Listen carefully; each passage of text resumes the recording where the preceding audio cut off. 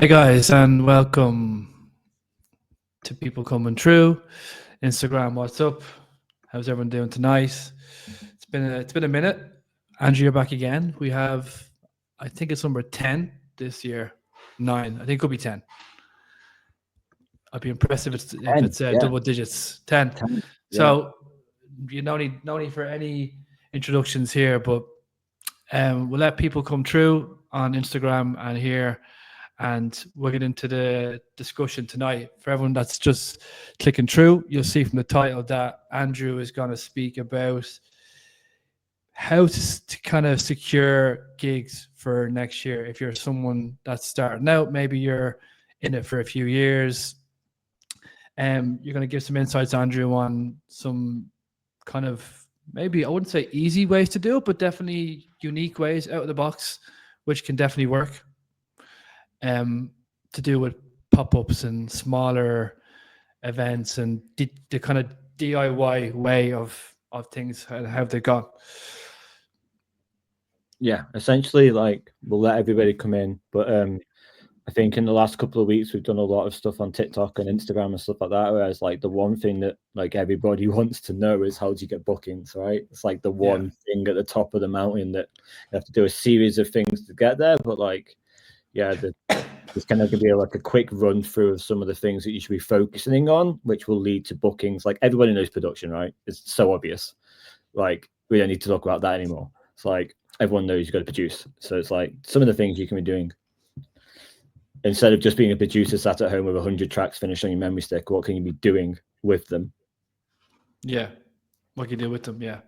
I think the whole like avenue, well, for the past 5 to 10 years, the avenue is like you make good music and you get bookings from your music. It's kind of like the sort of standard way of getting shows, right? But trends change every 6 months. There's something new. There's a new app. There's a new thing. So I think it's important to always be rediscovering ways of how to put like yourself out there when it comes to playing, right? So, and things have definitely gone DIY in the past year to two. Yeah, I love it. I think it's great. It's fresh. It's a refreshing way of going against the grain in a way, right? A little bit. Yeah, I think as well, like on this like DIY pop-ups thing that I'm going to talk about with like within this is like the pandemic changed everything, right? Mm. You know, like as soon as it came to the point of like off the back of the pandemic, what you need to be doing, everything came so much about getting people into the real world, and everybody had a blank canvas to go with, you know? Mm. Yeah, they did. Yeah, definitely. I think like every industry had like a bit of a reset, like a button where this went like, let's go from the very beginning, like of like a brand new like game or video game. We went to the very start, which was nice. I think it was a nice way to look at it. But let's get into it, mate. If you have, do you want to present your screen? If everyone's tuning in on the StreamYard, let us know where you're writing from. Instagram, if you want to let us know where you're. Yeah, if there's anybody here for the first time, curious to know. Yeah, I'm going to check IG on silence. Can everybody see that? You see that? I'll present. Hang on.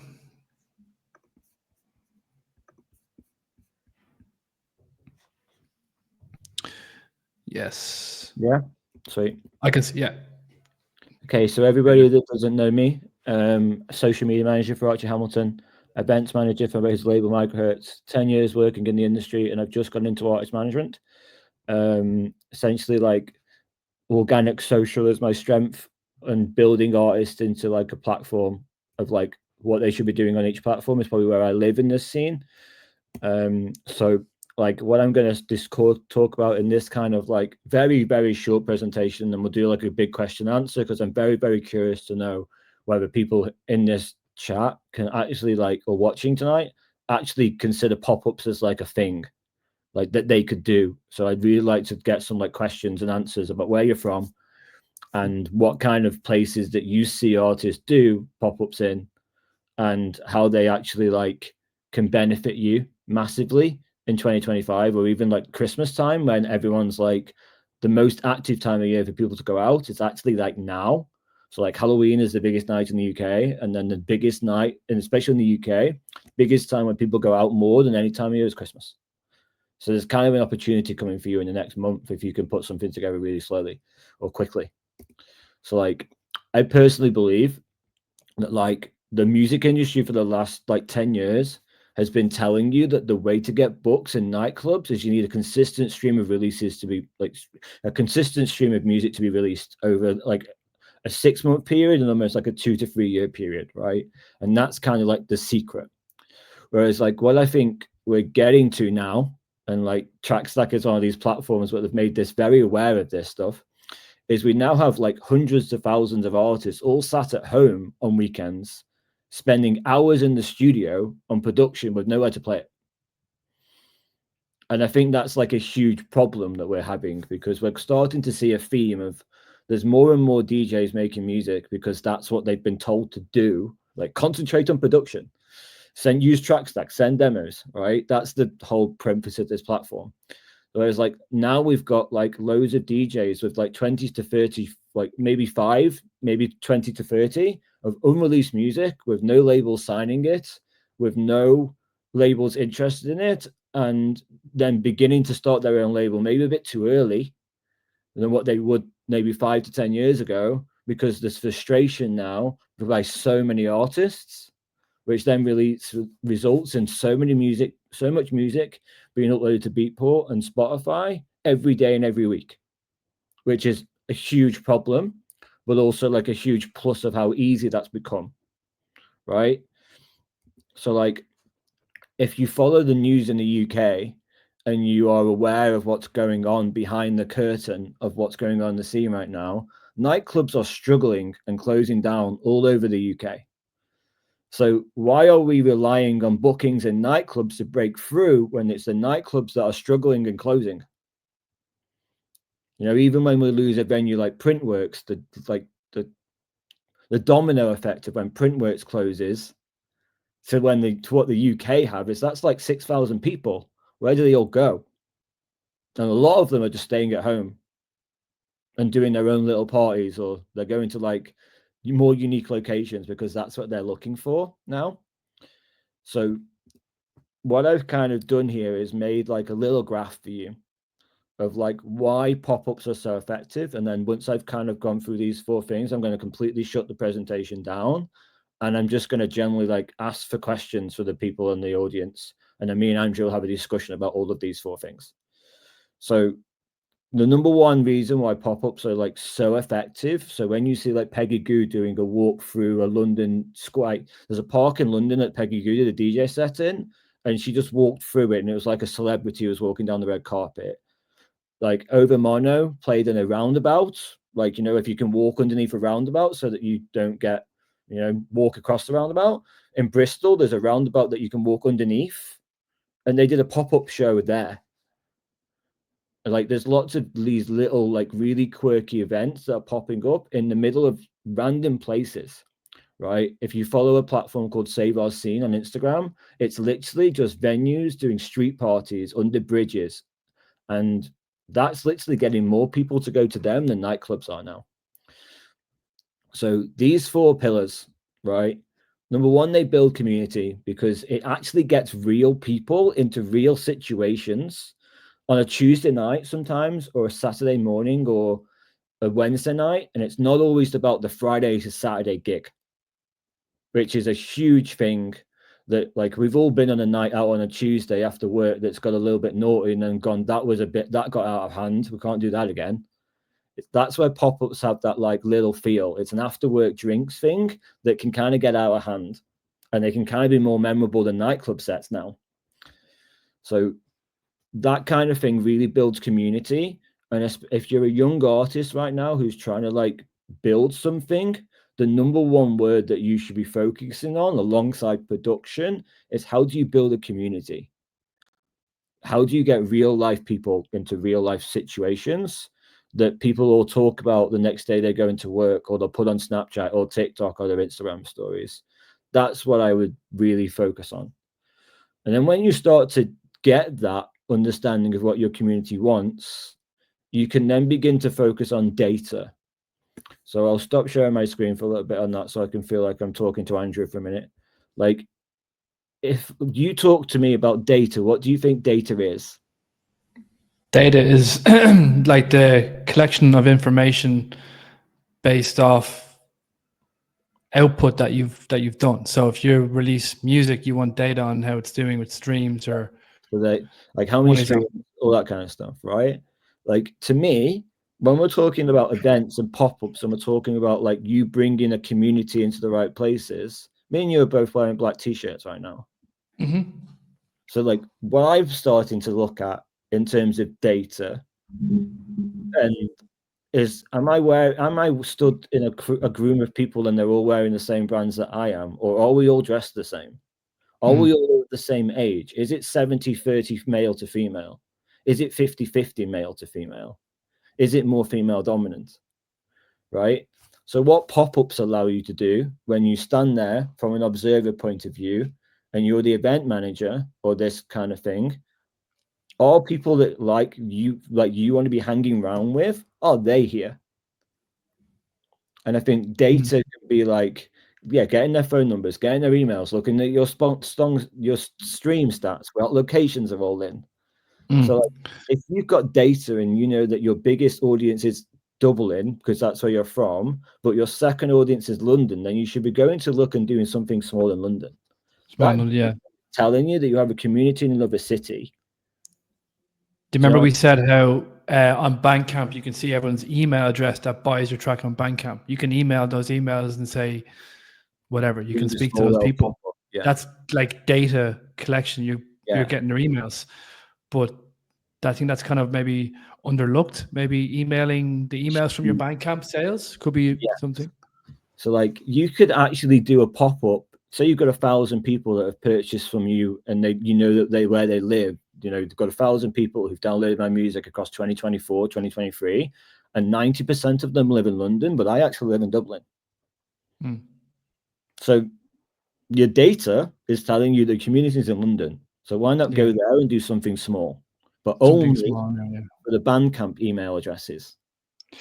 But my kind of question here is like, how do you even go about organizing something like that? Like laws and, you know, you can't just put speakers in the middle of London City and without getting in trouble. So this is the fun part, right?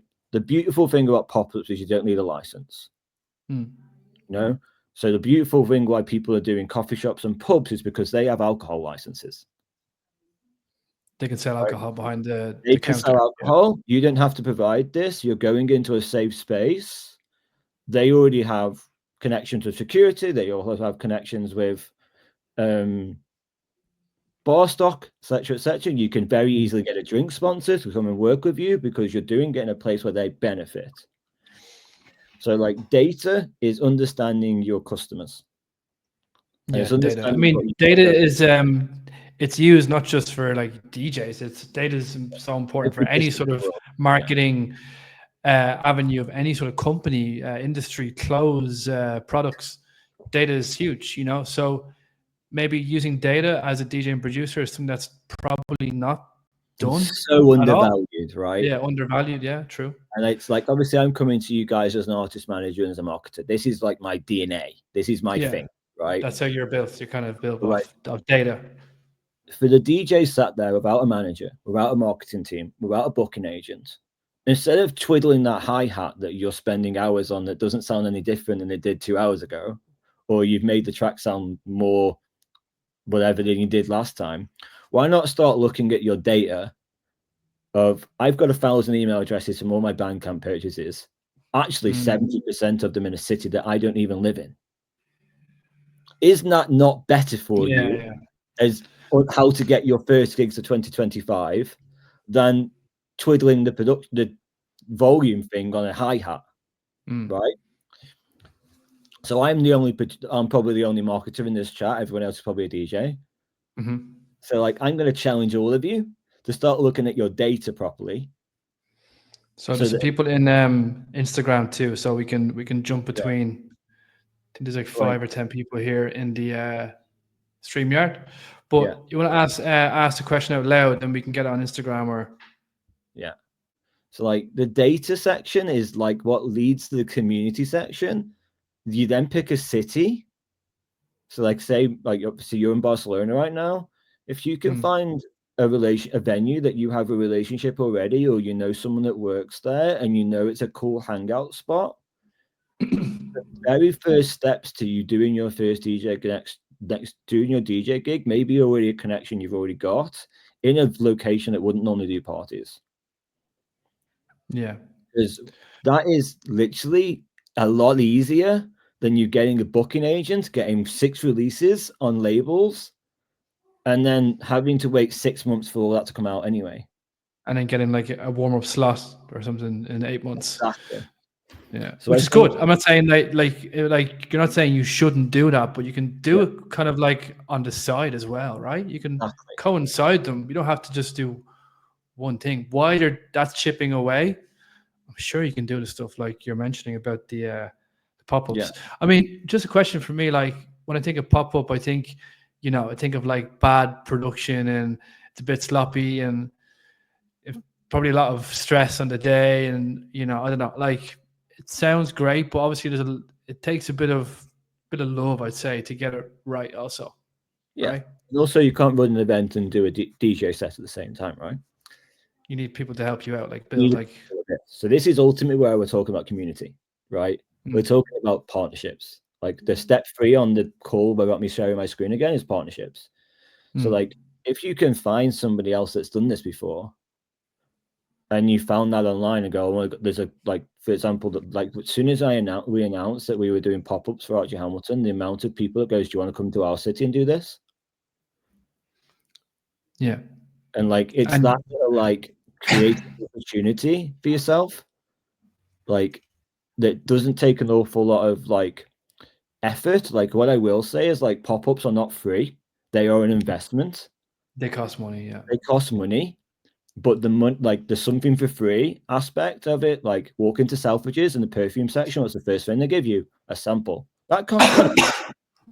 That's a free bottle that they have to put aside for samples, right? So like what I'm saying is like a little bit of investment instead of you buying that like piece of equipment that's going to make your music a lot better than a plugin would do, or you could learn how to do by going to somebody else's studio and doing the same thing, is look at the exploration of like what a pop-up would do for you in the long run, or by starting to do pop-ups in different places within your local city. Because the beautiful thing about pop-ups is you don't need big nightclubs. You can do pubs, you can do record stores, you can do lots of places have sound systems that you don't even realize they have, right? And that's the beautiful thing about your first gigs.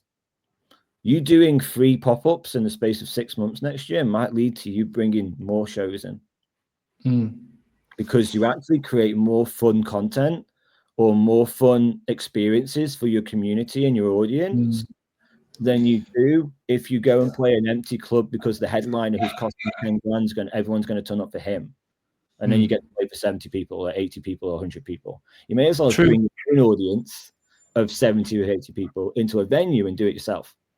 Yeah. True. I like that. And it also kind of humanizes the person too. They look like more human, if that makes sense. Feel like I don't know, not just like a robotic person, that they can connect with you in different ways. But so do you want to open up the next slide, man, and we can have a look? Yeah. So it's good stuff though, for sure. I think it's great. You know what? It's actually great, not just for like someone who's medium, high level, or beginner. It's good for everyone. Like Archie's quite successful, so he doesn't have to do that. Yeah. But he did. So I think it's not just for smaller DJs. It's for every type of DJ. Exactly, right? It can be an artist that's been doing this for 20 years or an artist that's been doing it. Exactly. So like step 3 of this effective, what we're going to talk about here is we're going to mirror these two together now. So we mirrored community and data together. We're now going to mirror partnerships and revenue together. So partnerships and revenue, if we just talk about that, so I'm not physically talking to you, partnerships and revenue essentially is like, you might be able to find someone that already does events in your city who may not be doing as much as they used to now, or there may be someone with 20 years of experience in your city who is actually helping young promoters or young DJs get a start. Like, you might be able to go and find an experienced promoter to help you do a pop-up. Because number one, you can't DJ and run the pop-up at the same time. You can't be on the door making sure everyone's got the sign up link, or you can't be on the door making sure everyone's like behaving themselves. That's not your job, right? So the partnership is to find someone to do them with. That might be a record label. That might be the record label you're signing to. That might be the promoter that you're a resident for. They also have ambitions of wanting to do different things in 2025, right? So if you actually have a release, one of the big things that the headline DJs are doing is it is the Ninja Tunes, it is the XLs, it is the Defecteds that are putting creative budget into these pop-ups. That's where you're seeing the big DJs do it. So if you're a small label and you know another small label in the same city as you, why can't you collaborate on something as a pop-up together? Who says all of this has to be by yourself? I never said any of this has to be by yourself, right? Yeah, you need to have the audience, and yeah, you need to have the music, and yeah, you need to do that. But also, not every DJ is a promoter, and not every DJ wants to be a promoter. So go find someone that is a promoter. Yeah.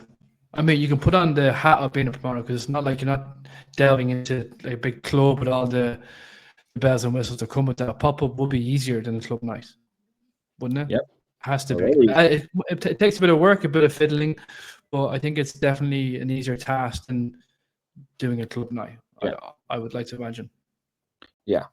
And I think that's the beautiful thing about partnership and revenue. Like, you can charge for pop-ups. You can just charge a fee on the door, or you can make it completely free because you've got something in a little pipeline on the back of it that's going to actually make you money. Or you might gamble knowing that you need to do something like this because that's going to allow you to get a little bit more traction. And also, the beautiful thing about pop-ups is every city in the UK, right, for example, has a pub. The pub thing, yeah. Right? Everybody in every high street has a pub. Every high street also has a fish and chip shop. Every high street also has a Costa coffee. You know, maybe Costa coffees wouldn't do this because they're so commercialized, but like the independent ones that your friend owns or your girlfriend works at or anything like that, they might be up for putting that extra revenue in their back pocket. So when I spoke when I spoke to the venue that we did the coffee shop with, they made 4 figures that night that they wouldn't have made if they were closed. That's 3 members of staff's wages that week. That's a new fridge. That's fixing the leak in the cellar. That's getting new pipelines because they haven't done it. All extra revenue. So like, you don't necessarily make the revenue. You get the content, the exposure, and the fun and the content. The business that you go and work with, if you know that person or you have a really good relationship with that business, they make the extra money. And that could literally enhance their business more than Manchester United v Arsenal on a Sunday. Do you know what I mean? So like that kind of pitch, I've spoke about this a lot on these other webinars, like that incentive for the place to actually do it. Yeah. Other place. Exactly. So I've talked a lot about community and data being your benefit. That's what you get out of it. The other side of this is other people make money, which is great because you may be able to get 20% of that, 10% of that, if you hit a certain number. And also you get to build a partnership with a new promoter. They may go, actually, I was really impressed with your DJ set when you did that. Should we go and do this in Leeds? I know a guy that has a coffee shop, or I know that a record store. And you can actually take it into different cities once you've done different cities. I think it's important to know as well. I don't think it's like you're depending on them. You're just doing something out of the box which can get the needle moving. You know, you don't have to keep doing pop-ups every 2 weeks. It's just like 2 or 3, maybe, I don't know, 1, 2 in a year. I don't know. What do you think? Exactly. But I think the unique location also adds a little bit of creativity into it. So what can we go and do next? You know, like I used to live in London, and I've been to a pop-up in a rave bunker, an old war bunker from the World War. Love that. You know? It's kind of like the COVID live streams, like a bit of a hybrid of that mixed with live culture, like the people there mixed with that kind of like unique locations thrown in there. But like, I mean, look, let's say if someone in the chat here, they're not from a bustling city or they're in a remote area of a country and they're not in main towns or whatever, you know, what could they do? Could they still capitalize on this? I think ultimately, like, I'm from Stoke-on-Trent, right? There's a huge rave history here. I know of Woodlands near the Keele, like the university that we have here. I know that there's raves going on in those woodlands pretty much every Sunday, right? Mm-hmm. And I think the more remote location you are, the more the pop-ups benefit you. Mm. But then there's maybe the lack of people or now that will go, or is that like a bottleneck? This is the beauty of pop-ups. You can determine the location, the venue, the capacity of what you know you can fill. Mm. Right? It doesn't have to be 500 people to 1,000 people like a club would need to make money. It can be 100 people. It can be 25 people. It can be a sweet shop where you can typically only fit 25 people in it. That's the beauty of small cities. So let's say, for example, you do a pop-up and 50 people go, okay? Maybe that club that was ignoring you might take notice of you after that because they can go, okay, this guy can bring 50 people. I want to pay attention to this guy because he can bring a crowd. So it could actually have a knock-on effect if you're in that kind of early phase of like maybe not really like heard or listened to, and maybe promoters aren't looking at you, and that could make them maybe put some eyes on you. Yeah, I think that's something for people that are maybe just in the first couple of years, you know, first 1-2 years, or trying to get their first gigs. Could be something. And I think like the more, I think that if you can actually show you can do this in cities that aren't necessarily the top 5 cities in the UK or in the top 5 cities in Europe of each city or each country, the more you can kind of do it in the smaller, unique places, the kind of bigger cities begin to take notice. Well, if you can do it there, then you can definitely come and do it. You can do it. Yeah. Like, and I think that's the point I'm trying to get across here, right? That is actually how you get the bigger cities to notice you, because there's so many productions. Everyone can learn off YouTube. Everyone can go and join whatever they join, right? You can go and pay an engineer to sit down with you and make sure mixing and mastered. And you can actually hack production. You can't hack pop-ups. True. And also, you can't hack. Well, you can hack production, but you can't hack audience. Like a fan base. People listen to your music. Yeah. That's You and know, I think like you can't hack like people buying your stuff on Bandcamp. Yeah, I mean, maybe you tell can people to buy your music, but So like, generally speaking, the general speaking is like, and I think one of the reasons why people would be scared to do pop-ups is they're scared of people not coming. But the beauty of this is you're not paying £5,000 for a headliner and then being scared of no one's coming. Paying like 150 quid for a sound system and a pair of decks, you might already have that stuff. You can kind of just do it yourself. You know, like even if you're doing a pop-up in a different location, the biggest problem's not people turning up, it's power. Yeah, generate. Side story, I actually done this 12 years ago on my local town on the beach. Got a generator, speakers. This is going back like Bebo days. So that's okay. It's something to think about. It's not just something new, is my point. Like people have been kind of doing this for decades. Like you just haven't heard about it. You just haven't heard every single time. Yeah, people throw raves in parks, public parks, or beaches, or so. Yeah, it's something to definitely think about. Why I haven't gone too in depth into this. If you want, like, that's why I'm kind of doing this in 2 series, right? Number 1 is to plant the seed. Number 2 is let's get into the nitty gritty things. Here's some of the things you have to think about if you're actually considering doing a pop-up. You know, like, the venue location is extremely important. They have to be game and you have to be game. You have to bring something and they have to be able to go, right, we have an alcohol license. Good, cool, I don't have to do that. They might be able to go, well, we can get Desperados to give this. That's a different conversation, right? This conversation is kind of planting the idea in your head that for you to go, I know that my calendar's looking quiet next year. What can I do? Like, for example, the biggest night out of the UK that nobody ever talks about, the Saturday before Christmas. Big night, yeah. Biggest night out of the year, right? If you do something different and unique on that day, instead of just like take over a pub on that night, you're going to get a way different kind of energy then you try and do this on the 12th of January. Yeah, I agree. Well, on the 12th of January, it'd be pretty cold as well. People going outside. Exactly. People don't want to go out on that date, but it's like, No. so when it's getting a little bit, that's why I'm planting the seed into people's heads now about this idea, is next year into spring, when you know that you need to do something that's going to generate you some hype. You've got the music signed, or you've got lots of unreleased music you're trying to get support from, and you're trying to create a buzz so that everyone's talking about you at the end of the year. One of the easiest places to start is to just kind of do something that you'd never do. Mm. You know, Fred again is the goat of DIY pop-ups, man. He just texts you the location of the day. People are running. That's amazing stuff. Like, obviously, he has a big audience, so yeah. he was doing this way before. That's how he got big. Yeah, he's like in his college. He was like getting people into the like auditorium and saying, "Watch me play piano." Everyone's sitting there like, "Who is this guy?" Like, he was just. Exactly. And I think like the boiler room culture that we've had has kind of led into this. Everyone wants to create their own boiler room. They don't need the cameras, and they don't need 12 like multi-cams. They just want to kind of be like involved with people. Mm. I agree.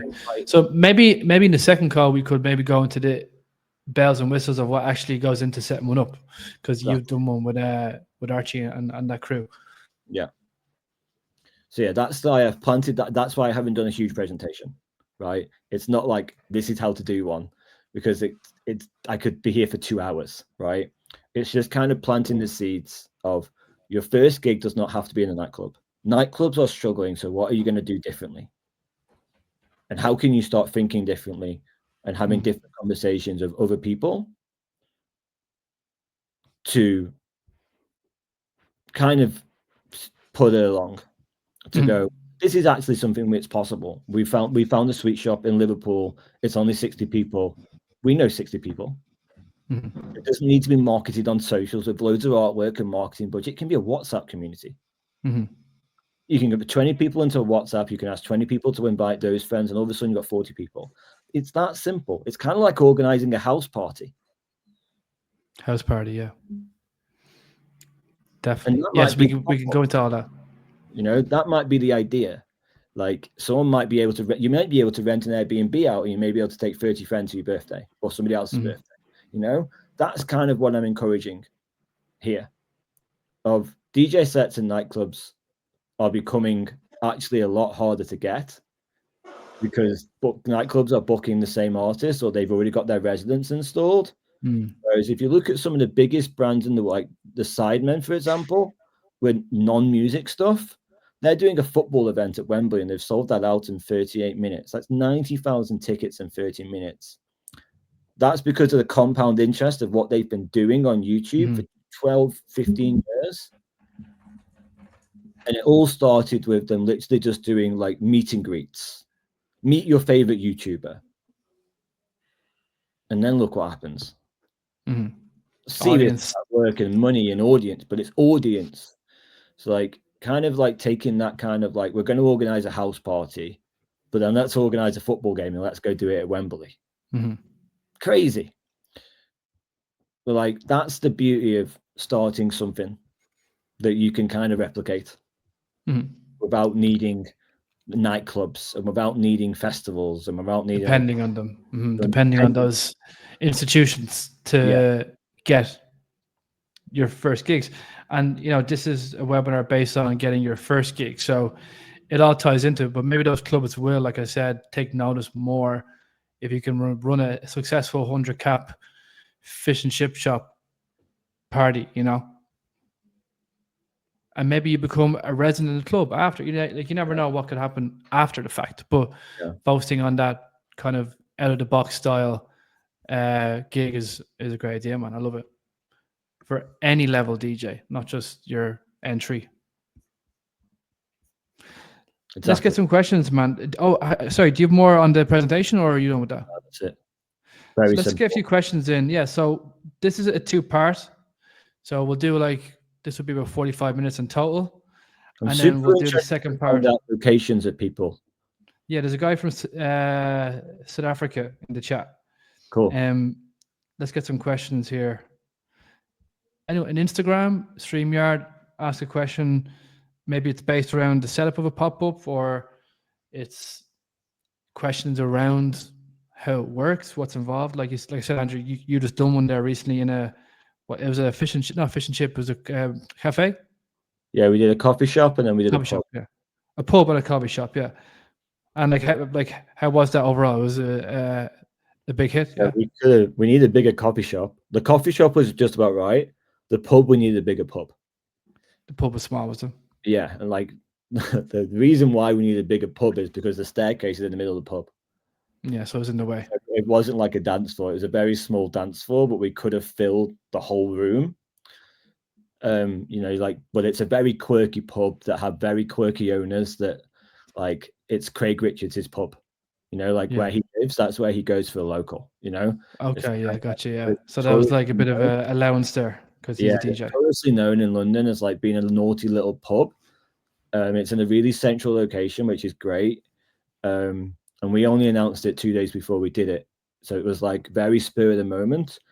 And we did it the Wednesday of ADE. So when everyone's going to ADE thinking they're going to be like all involved in all of these things in Amsterdam, we just like, let's do it then. Because we get to be the only people in London doing that. If we go to Amsterdam, and that kind of like was a bit of an incentive to us because we were in the middle of the tour, which was perfect time to do it and test it, and then kind of give us like a blueprint almost, or a bit of social proof to go, look, we can do this off 2 days announcement notice, you know? So there's no questions here. People are just saying they're from South Africa, UK. One guy said that he would love to play at one just proper event to get the gist of how exactly or who my audience is musically. But even stepping into such a scene is almost impossible, if I'm being honest. Where is he from? He's from England. He was dabbling in, he's from Romania. Sorry. He wants to break into the D&B scene, and he's from Romania. Oh, that's good luck. That's difficult. Wow.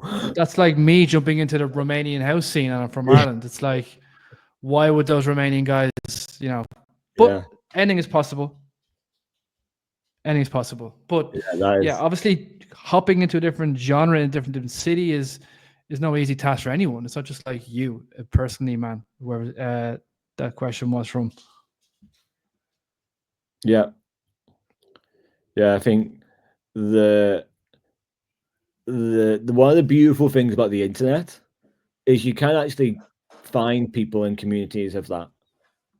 Like, you know, like I think when I started, where I'm from, I have a huge musical history where I'm from, and I was very lucky that older generations told me lots of stories, and that's kind of like in my DNA, and it always has been.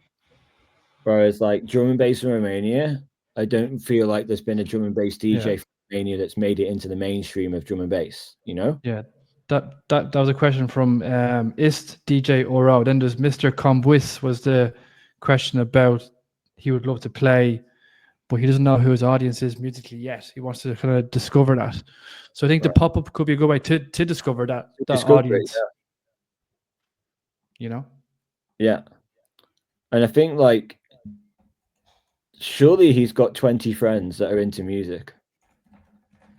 If you've got friends that are into music and they've got friends and there's 40 people, it's not overcomplicated.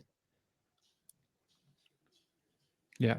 It starts by having some conversations with your friends. And if they're into the same thing as you only need 20 people. Another question is, what about from Mint? What's up, Mint? Is about licenses. I think you mentioned, I think next time on the part 2, you'll talk about all the kind of itty-gritty details about the setup. So we'll do that. It's in December. Venues can't open the door without a license. To just give the blunt of this, that's why pop-ups work in unique locations, because they all have a license to do something. So whether you can put a sound system in a sweet shop, if it's around apartments, is a conversation. You probably wouldn't do it at that sweet shop, right? So that's the kind of thing. Like, you don't need an events license, like you personally. You have to go in and speak to the venues and go, do you have an events license? And if they say yes, then great. Or if they could go, we can get like a temporary one. That's if they don't do that, then you don't do the pop-up there. Yeah, exactly. That's why pubs and coffee shops work, because they have a license to sell.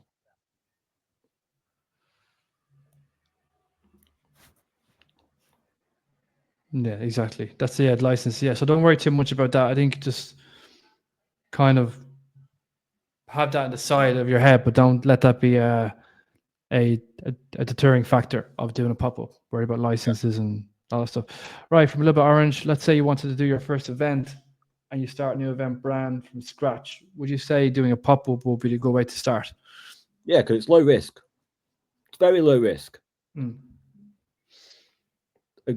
Whereas going into a nightclub, putting a lot of money up into knowing you've got to sell like 200, 300 tickets with no database, with no audience, with no proof that you've done this before, it's a really good place to start. Because an event business that you want to start might be a year later, but it's that kind of like 2 to 3 year plan that you're going to put in your head. That you go, I'm going to start with this, and then it's going to lead to that. Yeah. Definitely good. So I think it's a great way to start your event brand. And how would you market that? Again, we can maybe discuss in part 2, mate, on finer details, marketing it. This is again, the beauty about pop-ups is if there's 3 or 4 people of you involved in doing it, depending on the capacity of the event, sometimes you can make a very cool promo video that you're going to do something cool.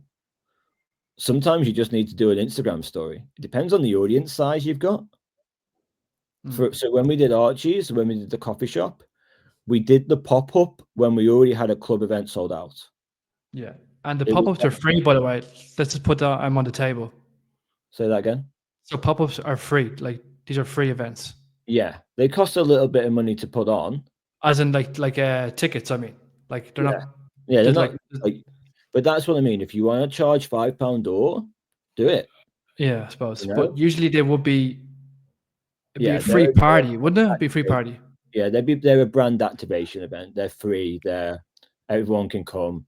Yeah, you can make people sign up for an email address, which donation is how you get data, and that also gives you an understanding of how many people are going to attend. Yeah, exactly. It's a way to get more data, like the first thing we mentioned to start, Andrew, like about collecting data. So that's probably more valuable than a couple of £5 tickets, is actually getting data on your audience set and how to market your next pop-up. But yeah, we'll go into details, bro, on more fine details on the pop-up itself. So guys, if you want to tune in, the next one I think is the 10th, Andrew. Let me double check. I think it's the 10th December, same time. We'll jump in again, guys. You want to hop in? This was just planting the seed, getting the idea out there. Great idea, man. I think it's super for any DJ. If you're starting out, if you're middle, or if you're even high level, it's an amazing thing to do, to get data on your audience, to activate your brand, to promote your brand. Does a lot. Yeah, 100%. All right, mate. We'll wrap it up. So we'll do 2, like kind of like close to an hour sessions on each one, so we don't have to like talk too much about the same topic. So make it more fun, interesting. So we'll wrap it up here, guys. Thanks for all the questions on Instagram. Appreciate everyone hopping in. Thanks again, Andrew. Appreciate it. Always. Let's chat on the next one in 2 weeks. See you soon. Thanks, mate. See you soon. See you guys. Thanks so much.